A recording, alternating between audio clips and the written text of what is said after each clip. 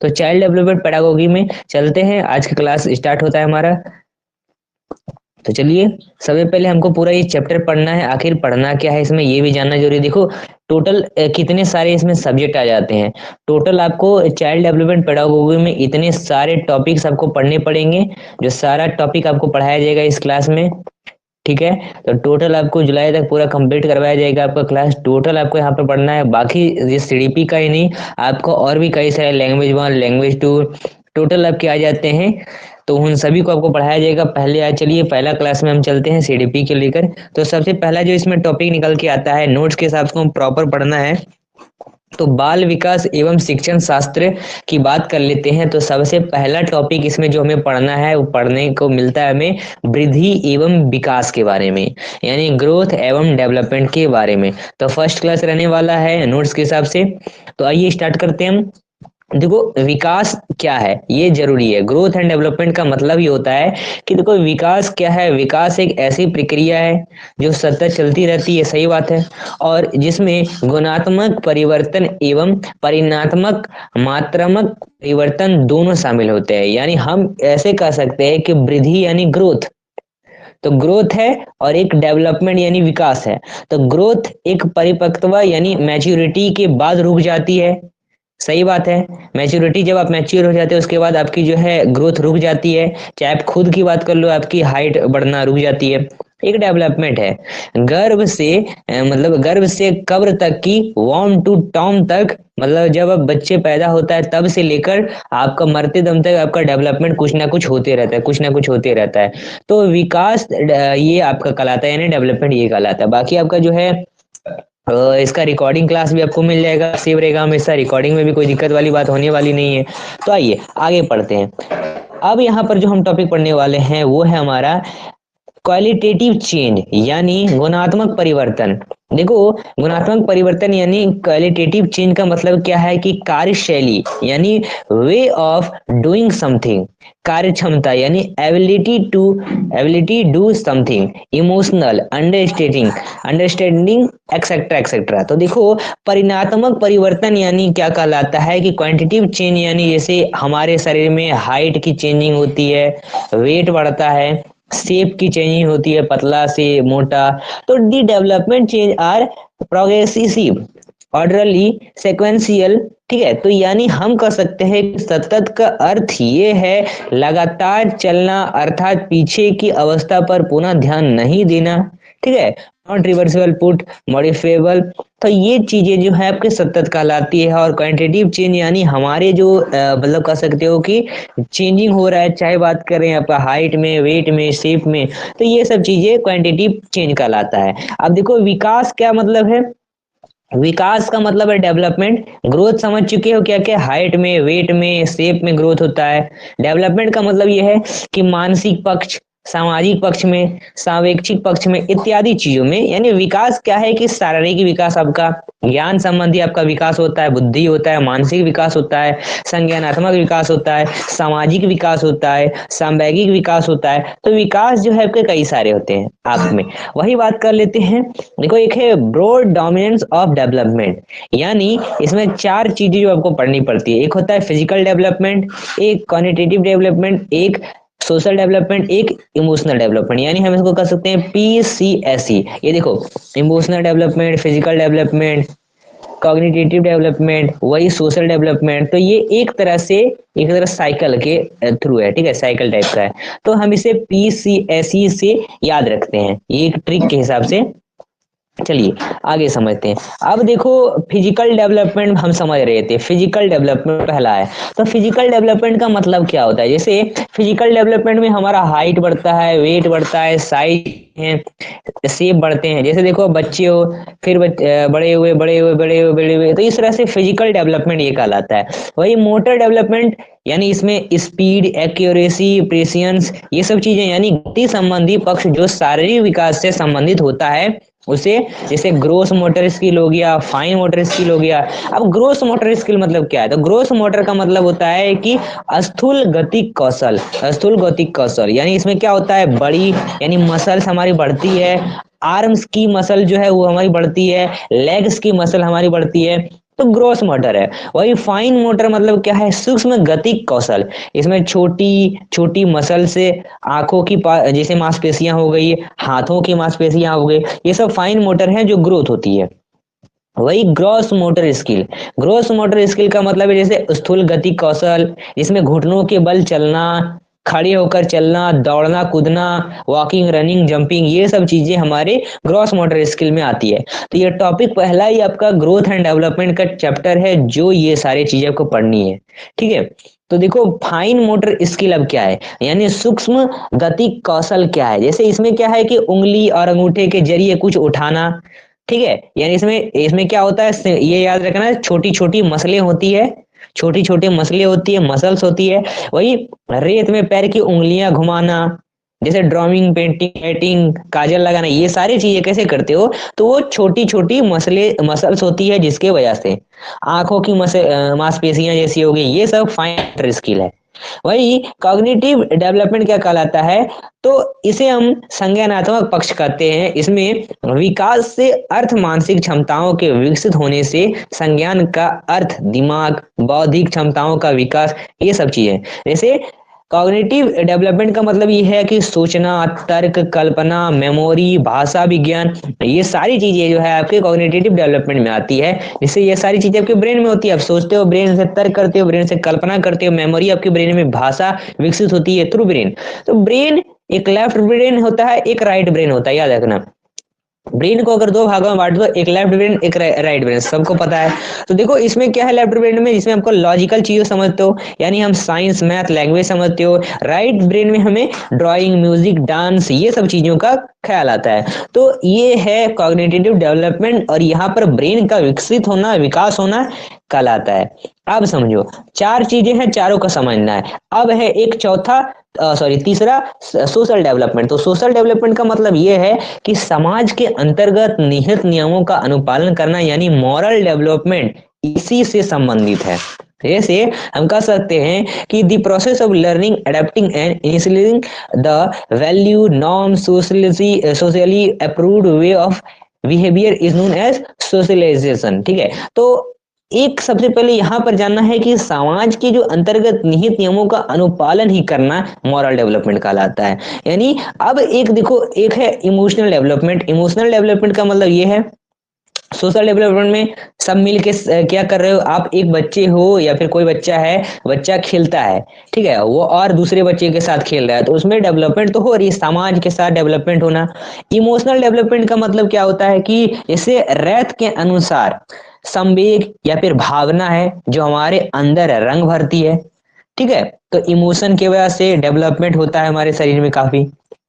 तो एक है वृद्धि यानी ग्रोथ। डेवलपमेंट समझ चुके हैं, अब वृद्धि समझते हैं। देखो वृद्धि का मतलब यह है कि यह विकास की छोटी हिस्सा है, सही बात है। अब परिपक्व यानी मैच्योरिटी भी विकास का हिस्सा है, अर्थात डोमेन। और परिपक्व आनुवंशिक से संबंधित है, यानी परिपक्व maturity high related to heredity से संबंधित है, ये आनुवंशिकता जिसे कहते हैं, हेरिडिटी का मतलब। तो ग्रोथ यानी वृद्धि, वृद्धि में क्वांटिटिव चेंज होता है, यानी मात्रात्मक परिवर्तन होता है। तो क्वांटिटिव या फिर इसको हम स्ट्रक्चर चेंज भी कह देते हैं कभी कभी। स्ट्रक्चर चेंज या क्वांटिटिव चेंज का मतलब ये है जैसे मोटा हो जाना, कभी पतला हो जाना, कभी लंबा हो जाना, आकार में वृद्धि हो जाना, छोटा हो जाना, ये सारी चीजें क्वांटिटिव चेंज है। अब क्वांटिटिव का अर्थ है जिससे हम गणना यानी मेजर कर सकते हैं। और विकास में हम सभी हिस्सों को माप नहीं सकते, ये भी जरूरी है। विकास में हम कभी कोई हिस्सा का माप नहीं कर सकते। यानी वृद्धि यानी ग्रोथ एक ऐसे कि विकास डेवलपमेंट जो है गर्भ से कब्र तक चलती है। आपकी हाइट बढ़ते बढ़ते बढ़ते बढ़ते एक समय जाके रुक जाएगी, लेकिन डेवलपमेंट जो है आपका वो विकसित होते रहेगा जब तक आप जन्मे हैं, आपके मरण तक।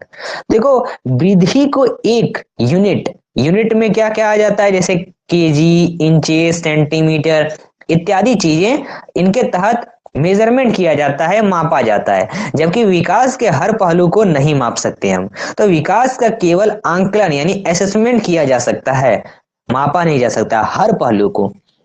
जैसे चेस को देखो, चेस खेलने खेलने से हमारे विकास होता है, ठीक है, डेवलपमेंट होता है, ब्रेन विकास, ब्रेन बढ़ता है। तो वही लंबाई बढ़ना वृद्धि का है, वही लंबाई बढ़ना वृद्धि का है। चेस्ट विकास होता है, वही हमारा हाइट बढ़ना एक वृद्धि का है, यानी वृद्धि जो है वो कभी ना कभी जाके रुक जाएगी। ठीक है, चलो। तो अब वृद्धि में मापने से सही कहाँ थे हम? हाँ, तो हम यहाँ से समझते हैं। ठीक है, तो वृद्धि यानी ग्रोथ, ग्रोथ का मतलब ये है कि मात्रात्मक या परिमाणात्मक परिवर्तन होता है, यानी स्ट्रक्चरल एंड क्वांटिटेटिव चेंजेस होते हैं, यानी वृद्धि समानतः शारीरिक परिवर्तनों से संबंधित है, यानी रिलेटेड है किससे? फिजिकल चेंजेस से। वही वृद्धि का मापन सही से किया जा सकता है क्योंकि यह संकुचित यानी नैरो डोमेन होते हैं। वृद्धि में संचलनात्मक परिवर्तन शामिल है और एक समय के बाद ये रुक जाती है। सही बात है। डेवलपमेंट वही देखो, परिणात्मक के साथ साथ गुणात्मक परिवर्तन भी होते हैं, यानी स्ट्रक्चरल प्लस इसके साथ फंक्शनल चेंजेस भी होते हैं, या फिर इसे हम क्वांटिटेटिव चेंज कर देते हैं। ठीक है, क्वालिटेटिव चेंज कर देते हैं। विकास का आशय शरीर के मानसिक तथा व्यवहारिक संगठन से है। आगे समझते हैं चैप्टर में। देखो, पॉइंट थर्ड, विकास को मापन कठिन है, इसका अवलोकन करते हैं क्योंकि हम समझे विकास का रूप व्यापक यानी ब्रॉड है, और विकास में प्रक्रियात्मक यानी फंक्शनल परिवर्तन शामिल है, और यह निरंतर चलता रहता है। यानी हम एक नोट करने की बात है कि संप्रतियों का विकास यानी संज्ञानात्मक विकास कॉग्निटिव डेवलपमेंट के अंतर्गत होता है, और संप्रतियों का अर्थ होता है कि किसी चीज के प्रति यानी कॉन्सेप्ट बनाना, और हम लोग को पता है कि कॉन्सेप्ट दिमाग में बनते हैं, यानी एक वृद्धि और डेवलपमेंट को कुछ इस तरह से बांट सकते हो आप। ठीक है, तो इसको कुछ इस तरह से बांट सकते हो, जैसे देखो, मात्रात्मक या परिमाणात्मक परिवर्तन, और परिणात्मक के साथ साथ गुणात्मक परिवर्तन से भी डेवलपमेंट में होता है। वृद्धि में क्या होता है? वृद्धि समानता शारीरिक परिवर्तन से संबंधित है, लेकिन डेवलपमेंट जबकि विकास में विभिन्न शारीरिक मानसिक व्यवहारिक संगठन भी करते हैं, और वृद्धि का मापन सही से किया जा सकता है वो, लेकिन डेवलपमेंट विकास का मापन कठिन है, उसका अवलोकन कर सकते हैं। और वही देखो, इसमें हम संज्ञानात्मक परिवर्तन और एक समय के बाद ये रुक जाती है। इसमें डेवलपमेंट में इसमें पर्यात्मक परिवर्तन शामिल है, और यह निरंतर चलते रहता है। वही स्टेज ऑफ डेवलपमेंट की बात करते हैं। आइए, तो स्टेजेस ऑफ डेवलपमेंट की बात कर लेते हैं। तो इफेंसी यानी शैशवावस्था, यानी ये लगभग कब से कब तक होती है? 0 से 2 वर्ष के बीच। अर्ली चाइल्डहुड, अर्ली चाइल्डहुड जो है वो आपका पूर्व बाल्य अवस्था में, यानी 2 से 6 वर्षों के बीच में अर्ली चाइल्डहुड। लेटर चाइल्डहुड मतलब उत्तर बाल्य व्यवस्था, यानी 6 से 12 वर्षों के बच्चों के बीच। वही बात कर लेते हैं एडोलसेंस यानी किशोर अवस्था, तो ये 12 से 18 वर्ष के बीच। अब देखो, एक पॉइंट करने की बात है कि WHO वर्ल्ड हेल्थ ऑर्गेनाइजेशन का मानना है कि 10 से 19 वर्ष का आयु वर्ग किशोरावस्था के अंतर्गत आता है, लेकिन किशोरावस्था जो है अभी कहा गया है कि 12 से 18 वर्ष है, लेकिन 10 से 19 वर्ष जो है WHO का मानना है। तो शैशवावस्था के पहले भी एक अवस्था होती है जिसे हम क्या कहते हैं? शैशवावस्था का मतलब क्या होता है कि इन्फेंसी, यानी 0 से 2 वर्ष के बच्चों के बीच में होता है। इससे पहले भी एक अवस्था होती है जिसे हम प्रेनेंटल एज कहते हैं। ठीक है, प्रेनेंटल स्टेज कहते हैं, यानी प्रसव पूर्व अवस्था कहते हैं। इसमें बच्चों में इस अवस्था में क्या होता है? बच्चा गर्भ में है, यानी माँ के पेट में ही होता है, और इसका समय अंतराल जो है गर्भाधान से जन्म अर्थात 9 महीने 10 दिन 280 या फिर इसको हम 40 सप्ताह कह सकते हैं तक का होता है। इस अवस्था का पूर्ण विकास गर्भवती माँ पर निर्भर करता है। वही शैशवावस्था इन्फेंसी की बात करें, यानी 0 से 2 वर्षों के बच्चे के बीच में क्या होता है? ज्ञान इंद्रियां सेंसेस से सीखता है, वो मोटर एक्शन जिसमें होता है, यानी गति क्रिया इसमें होता है, करके सीखेगा। और प्याज का भी ये कहना है, वही जैसे कह सकते हैं कि सेंसिटिव पीरियड, यानी इसमें क्या होता है? खतरा भी भरा होता है। ये जो इन्फेंसी है वो खतरे से भी भरा है, यानी 0 से 2 वर्षीय बच्चों को खतरा तो होता ही है। वही फिजिकल डेवलपमेंट इसमें होता है, मेंटल डेवलपमेंट में जल्दी जल्दी होता है, फास्ट फास्ट होता है। अर्ली चाइल्डहुड में यानी 2 से 6 वर्षों के बच्चों में क्या होता है? टॉय एज है, जिसमें खिलौनों से खेलते हैं, वो प्ले करते हैं, प्ले एज जिसे कह सकते हो, उसको एरिक इरेक्शन कह सकते हो। वही इसमें क्या होता है? फास्टेस्ट लैंग्वेज डेवलपमेंट, मतलब जल्दी जल्दी उसे बोलने की क्षमता मिलती है, जल्दी जल्दी वो बोल पाता है। वही इमिटेटिव एज का मतलब है नकल करने की सीखना, इसमें होता है, नकल कर सकता है बच्चा इस एज में। वही भाषा विकास के लिए पूर्व वाला अवस्था होता है इसमें, वही फिजिकल डेवलपमेंट होता है जिसमें fastest after birth socialization is also rapid. अब चलिए, एक तो अर्ली चाइल्डहुड समझ चुके हैं।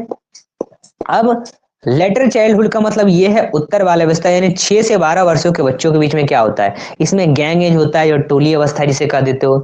गेम एज भी इसमें होता है, गेम स्पोर्ट्स खेलते हैं। वही एलिमेंट्री स्कूल एज भी है ये। लॉन्ग टर्म फ्रेंडशिप एज भी है ये।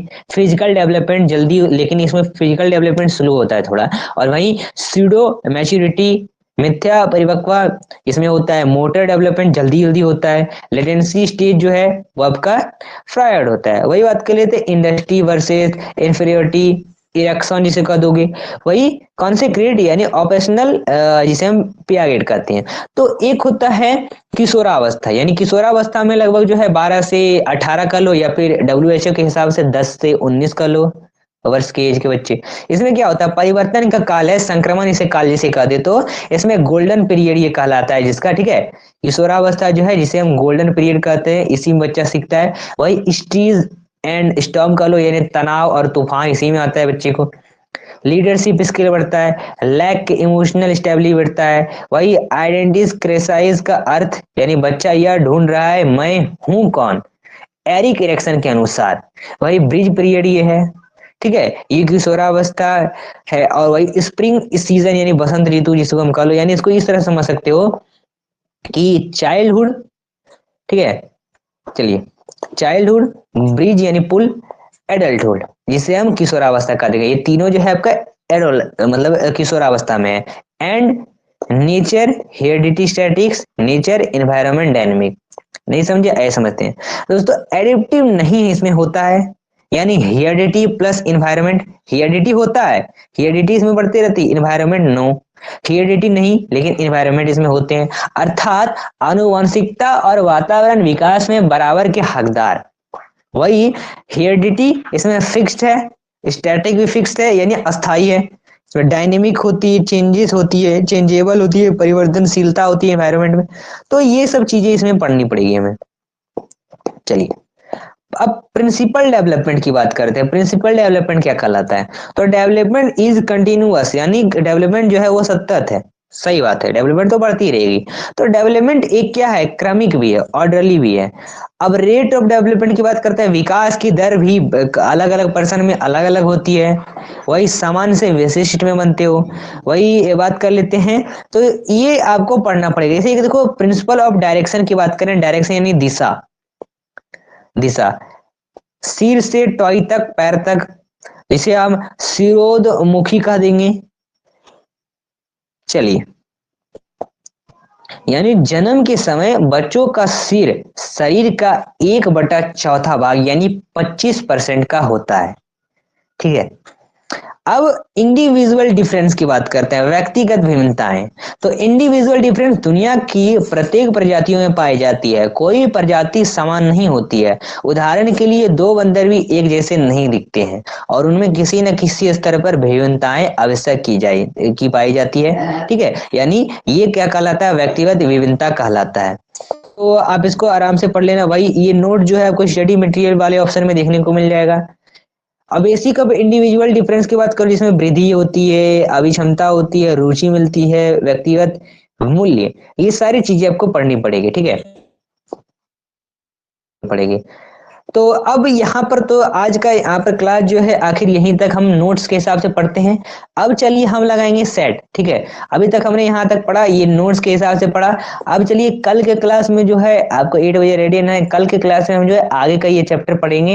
हालांकि अब जो है हम इसका सेट लगाएंगे, और अभी तक आपने जानेंगे कि आपने कितना पढ़ा, कितना सही से अपने क्लास को हो रहा है। तो टोटल अब चलिए सेट लगाते हैं, और आपका कितना सही होता है आंसर वो देखते हैं। तो कहीं नहीं जाना है, चलिए सेट का पीडीएफ ओपन करते हैं।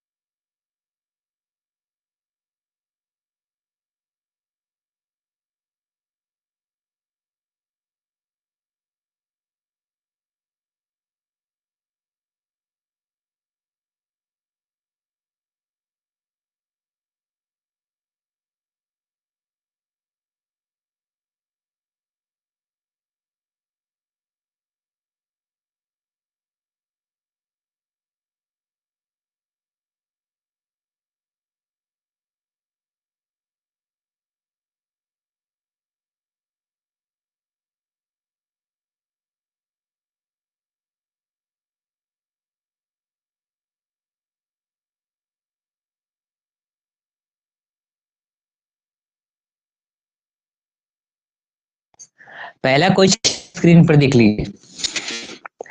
फर्स्ट क्वेश्चन आपका स्क्रीन पर है आंसर। देखो पहला क्वेश्चन ये कह रहा है कि बच्चों की बुद्धि कह सकते हो कि बुद्धि लब्धि यानी 9 से 110 के मध्य होता है, वह क्या है ये बताइए। ये क्या है? बुद्धि, सामान्य बुद्धि, या फिर प्रखर बुद्धि, या उत्कृष्ट बुद्धि, या फिर प्रतिभाशाली? बताइए। नहीं ये देखो, एक मिनट, ये जो है थोड़ा टाइपिंग मिस्टेक हो चुका है, ये सामान्य बुद्धि होगा, ठीक है। तो आंसर ए इसका करेक्ट आंसर है, सामान्य बुद्धि होगा, थोड़ा टाइपिंग मिस्टेक। चलिए अगला क्वेश्चन देखते हैं। कहता है बच्चे के लिए निशुल्क एवं अनिवार्य शिक्षा का अधिकार अधिनियम कितने वर्ष के बच्चों के लिए लागू है? पहला क्वेश्चन। दूसरा क्वेश्चन है हालांकि, तो देखिए क्या हो जाएगा करेक्ट आंसर। 6 से 14 वर्ष के बच्चों के लिए, 7 से 13 वर्ष के बच्चों के लिए, 5 से 11 वर्ष के बच्चों के लिए, या 6 से 12 वर्ष के बच्चों के लिए? बताइए। बच्चों के लिए निःशुल्क एवं अनिवार्य शिक्षा का अधिकार अधिनियम कितने वर्षों के बच्चों के लिए लागू है? क्या हो जाएगा correct answer?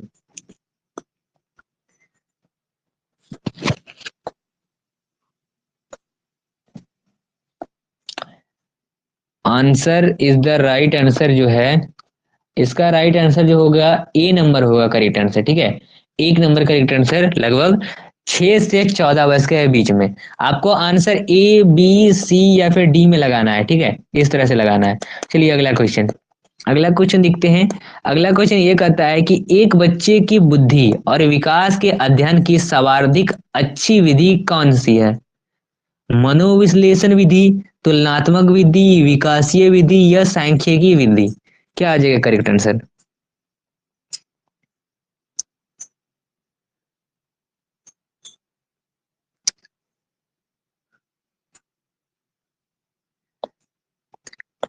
C number is the correct answer है, विकासकीय विधि।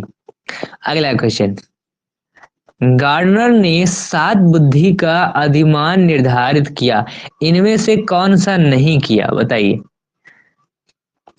स्थान संबंधी बुद्धि, भावात्मक बुद्धि, अंतर्वैयक्तिक बुद्धि, या फिर भाषात्मक बुद्धि? बताइए क्या आ जाएगा correct answer?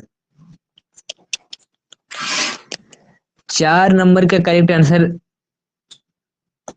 B number. B number is the correct answer है, भावात्मक बुद्धि। अगला क्वेश्चन। अगला क्वेश्चन ये कहता है कि यदि एक बच्चे की मानसिक आयु 5 वर्ष तथा वास्तविक आयु 4 वर्ष है, तो उस बच्चे की बुद्धि वाली होगी कितनी होगी? बताइए। 125 होगी, या 80 होगी, या फिर 120 होगी, या 100 होगी? क्या आ जाएगा करेक्ट आंसर? बुद्धि बल।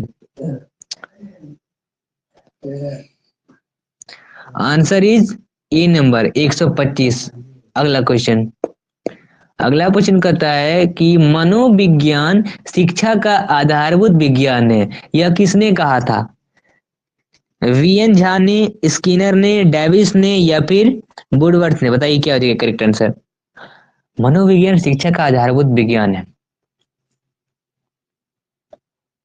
बी नंबर, बहुत बढ़िया करेक्ट आंसर, स्किनर ने। अगला क्वेश्चन। हिंदी अक्षरों को बालक किस आयु में पहचानते हैं? बताइए। हिंदी अक्षर लिखा हुआ है उसको एक बच्चा कितने आयु में पहचान सकता है? 3 वर्षों में, 4 वर्षों में, 5 वर्षों में, 6 वर्षों में?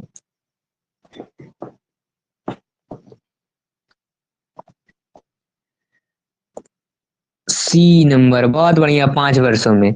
अगला क्वेश्चन। एलेकिया, एलेकिया क्या है? बताइए एलेकिया क्या है?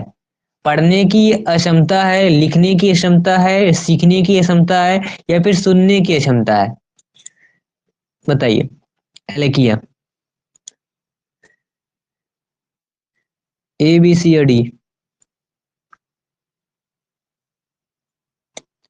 ए नंबर, बहुत बढ़िया करेक्ट आंसर, पढ़ने की क्षमता। अगला क्वेश्चन। प्याजे, प्याजे की औपचारिक सक्रियात्मक अवस्था किस आयु अवधि तक मानी जाती है? बताइए, ये तो आपको क्लास में करवाया गया है। 0 से 2 वर्ष, 2 से 7 वर्ष, 7 से 11 वर्ष, 11 से 15 वर्ष? क्या हो जाएगा?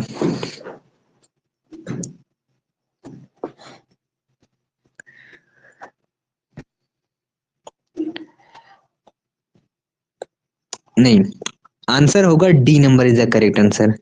11 से 15 वर्ष। अगला क्वेश्चन, गर्भ में बालक को विकसित होने में कितने दिन लगते हैं बताइए। 150 दिन, 280 दिन, 390 दिन या 460 दिन। बताइए क्या आ जाएगा करेक्ट आंसर है। गर्भ में बालकों को विकसित होने में कितने दिन लगते हैं।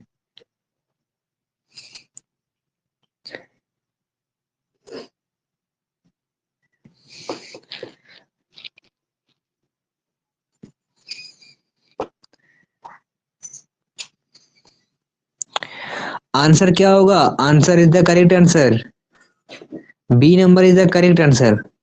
अगला क्वेश्चन, किस मनोवैज्ञानिक ने अपने 3 वर्षीय पुत्र का अध्ययन किया? हाँ, किस मनोवैज्ञानिक ने अपने 3 वर्षीय पुत्र का अध्ययन किया बताइए। ऑप्शन इधर देते हैं आपका, ऑप्शन पीछे रह गया है थोड़ा। ऑप्शन जो है आपका, पहला है पेस्टोलॉजी, वाटसन, स्टेनले हॉल या फिर जेम्स ली। बताइए क्या हो जाएगा करेक्ट आंसर। किस मनोवैज्ञानिक ने अपने 3 वर्षीय पुत्र का अध्ययन किया था बताइए। पेस्टोलॉजी, वाटसन, स्टैनले हॉल या फिर जेम्स सल्ले। क्या हो जाएगा करेक्ट आंसर? ए नंबर, बहुत बढ़िया, A number is the correct answer. अगला क्वेश्चन है, बालक का विकास होता है, बालक का विकास कहाँ से होता है? सिर से पैर की ओर, पैर से सिर की ओर, दोनों ओर से या फिर इनमें से कोई नहीं। सिंपल सा सवाल है, बहुत बढ़िया, A number is the correct answer.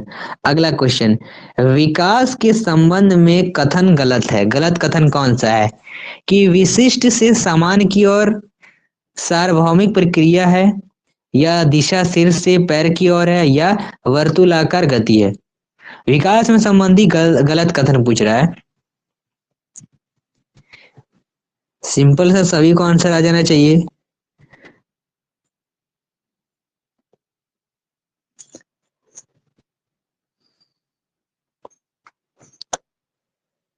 A number is the correct answer होगा, विशिष्ट से समान की ओर, गलत है। अगला क्वेश्चन, गर्भधान काल की अवस्था नहीं है, गर्भधान काल की अवस्था नहीं है, शैशवावस्था, डिम्ब, बीजकरण, भ्रूणावस्था। बताइए क्या आ जाएगा करेक्ट आंसर। 14 नंबर का करेक्ट आंसर क्या हो जाएगा? B number. क्या B number is the correct answer है?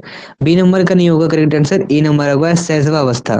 ठीक है, अगला क्वेश्चन देखते हैं, मानव जीवन की मनोभौतिक एकता कहलाती है मन तथा शरीर का विकास, शरीर तथा हड्डियों का विकास, शरीर तथा हड्डियां हृदय का विकास, या फिर आत्म तथा मांसपेशियों का विकास। 15 नंबर का।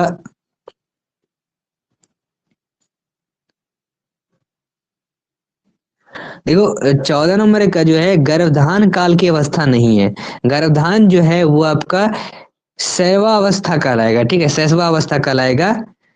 करेक्ट आंसर जो है आपका ए नंबर होगा। अगला क्वेश्चन, मानव जीवन की मनोभौतिक एकता कहलाती है, इसका क्या हो जाएगा करेक्ट आंसर?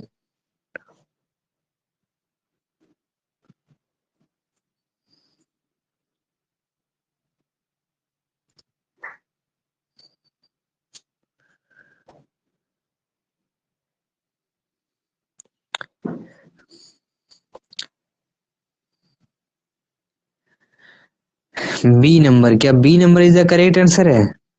इसका आंसर ए होगा, A number is the correct answer. ठीक है, और ये जो आपका क्वेश्चन कहा जा रहा है 14 नंबर का शैशवावस्था, तो शैशवावस्था करेक्ट आंसर है। आप इस ऑप्शन का जो है क्वेश्चन का स्क्रीनशॉट लेके भी गूगल कर सकते हैं। शैशवावस्था इज द राइट आंसर है। अगला क्वेश्चन है, ठीक है, शैशवावस्था जो है इज द राइट आंसर है। अब शैशवावस्था राइट आंसर कैसे है वो भी जान लीजिए। देखो शैशवावस्था की बात करें तो गर्भधान काल, जिसे हम पेंटर पीरियड कहते हैं, इसकी अवस्था शैशवावस्था नहीं है, यानी बल्कि यह जो है गर्भधान से लेकर जन्म तक की अवधि होती है, जिसमें जन अवस्था यानी भ्रूण अवस्था और जो गर्भावस्था अवस्था का है वो शामिल चीजें होती है। ठीक है, तो आगे चलते हैं हम।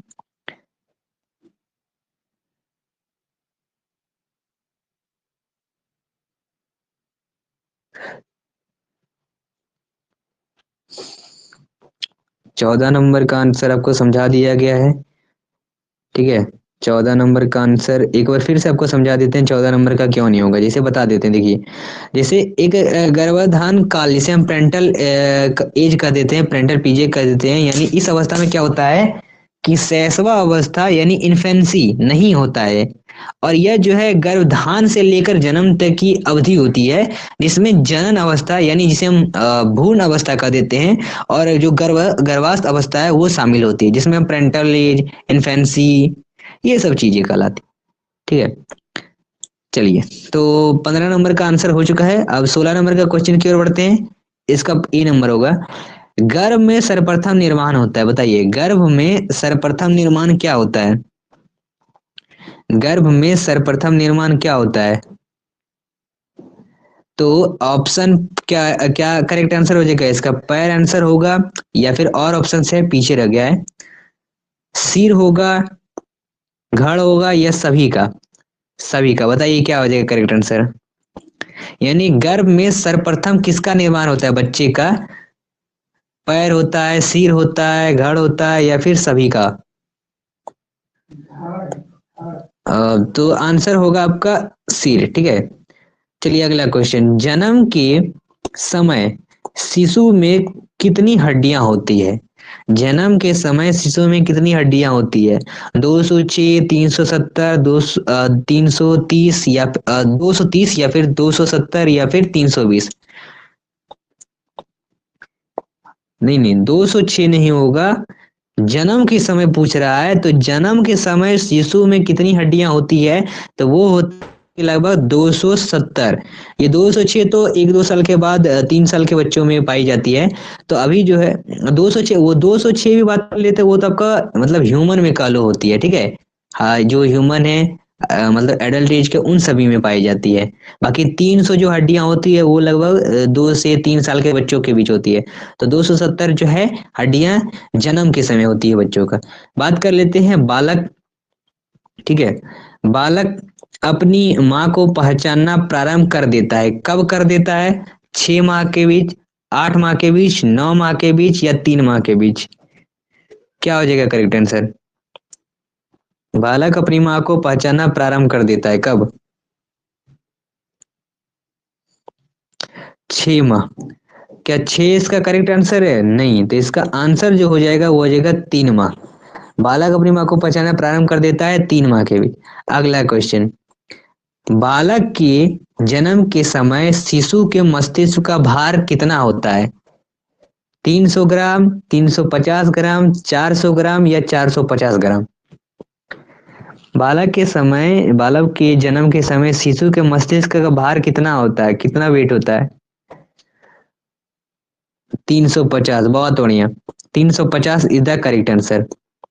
अगला क्वेश्चन, कल्पना जगत में विचरण होता है शैशवावस्था, किशोरावस्था, बाल्यावस्था, या शैशवावस्था व किशोरावस्था? 20 नंबर का क्या हो जाएगा करेक्ट आंसर?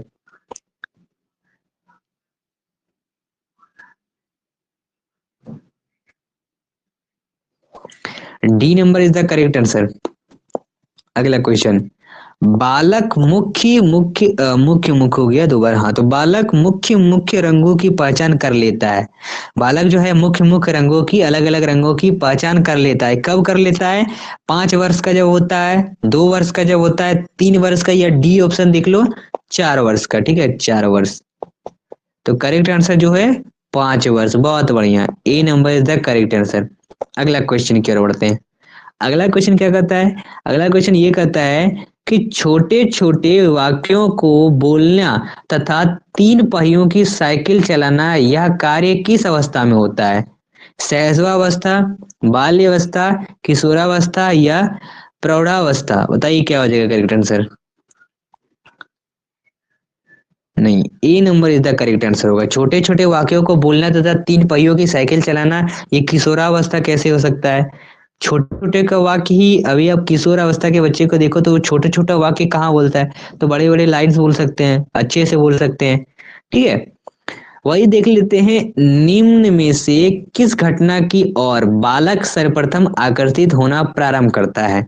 प्रकाश, माँ, ध्वनि या फिर भोजन? बताइए।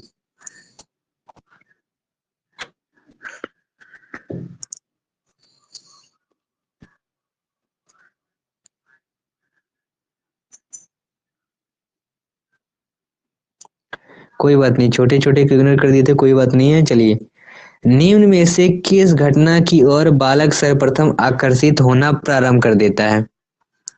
प्रकाश, माँ, ध्वनि, भोजन? क्या आ जाएगा करेक्ट आंसर?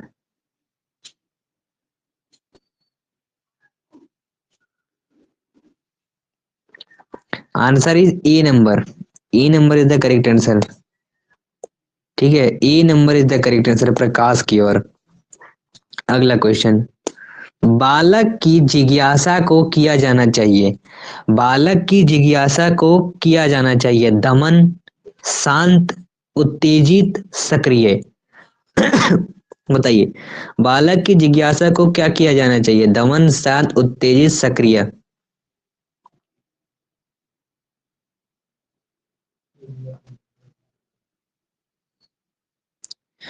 बालक की जिज्ञासा को शांत किया जाना चाहिए। अगला क्वेश्चन। भारत में भारत में बाल विकास की शुरुआत कब हुई? भारत में बाल विकास की शुरुआत कब हुई? 1930 में हुई थी, 1857 में, 1800 देख लो, नवास कह सकते हैं कि हम 79 में, या फिर 1590 में। ठीक है, तो 1930 या फिर देख लो, तो आंसर क्या हो जाएगा कि मतलब भारत में जो बाल विकास है उसकी शुरुआत कब हुई थी, ये पूछा जा रहा है। तो करेक्ट आंसर जो है, नहीं नहीं, 1857 में नहीं होगा, 57 की बात कर रहे हैं। देखिए, 1857 कहीं ऑप्शन में ही नहीं है। ठीक है, 1887 लिखा हुआ है।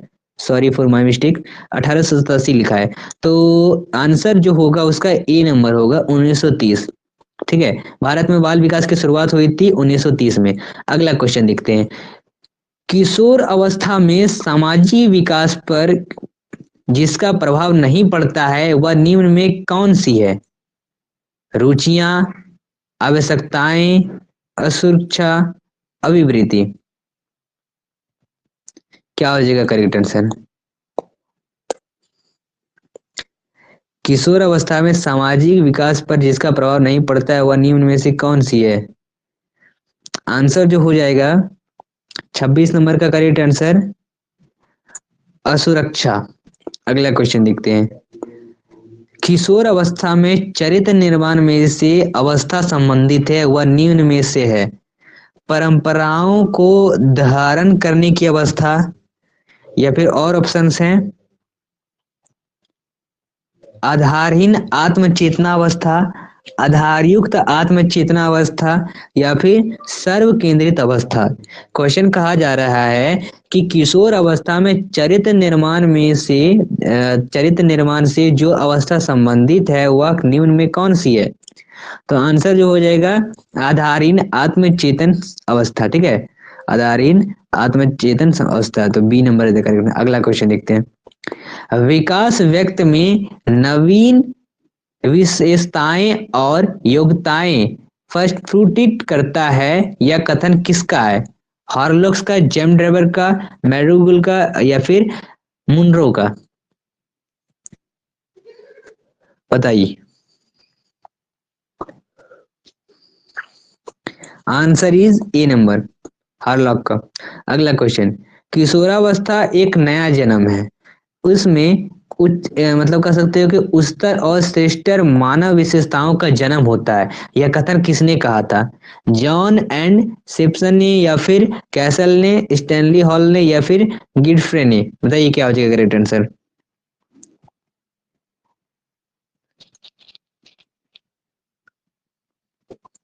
सी number is the correct answer, Stanley Hall ने। अगला क्वेश्चन, ये लास्ट क्वेश्चन है आपका। कहा जा रहा है कि किशोरावस्था आदर्शों की अवस्था है और सिद्धांतों के निर्माण की अवस्था है, तो साथ ही ये जीवन का समान समायोजन है। यह परिभाषा देने वाले कौन थे? 30 नंबर का, हेड्रो रिपोर्ट, जीन पियाजे, फेडरिक ट्रेसी, ELPL?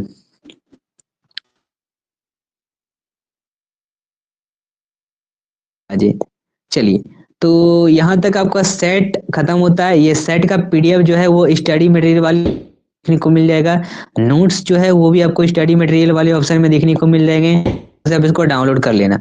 चलिए, तो आज का क्लास हमारा यहीं तक समाप्त होता है, मिलते हैं फिर इसमें। ठीक है, बाय।